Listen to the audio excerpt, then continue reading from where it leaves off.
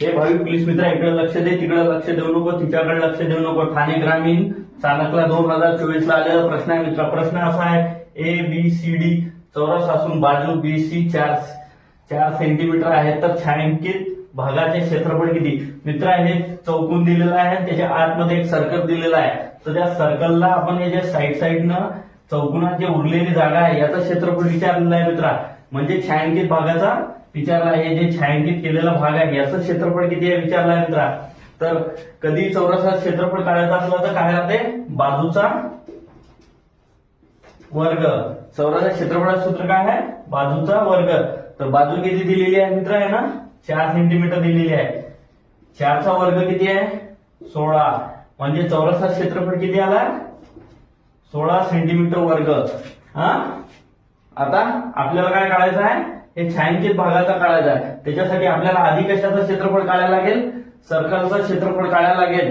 त्याच्यातून वजा केल्यानंतर आपल्याला हे छायांकित भागाचं क्षेत्रफळ मिळेल.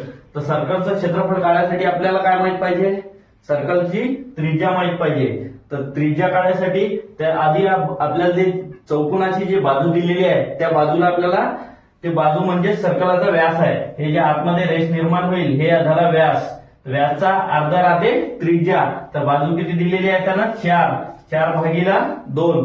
बेक बे बेदुनी 4 म्हणजे त्रिज्या किती मिळाली मित्रा? 2.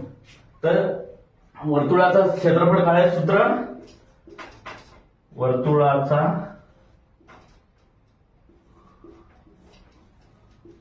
क्षेत्रफळ बरोबर काय आहे सूत्र मित्रा? पाय आर चा वर्ग. सूत्रात किमती ठेवून घेऊ मित्रा.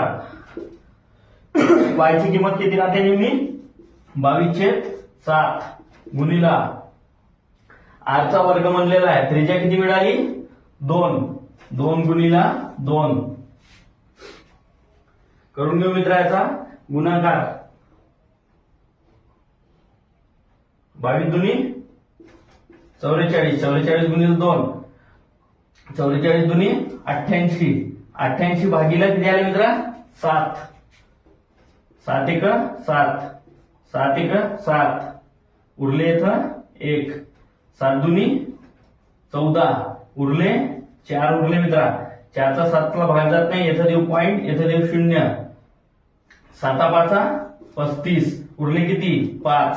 5 ला 0 देऊ.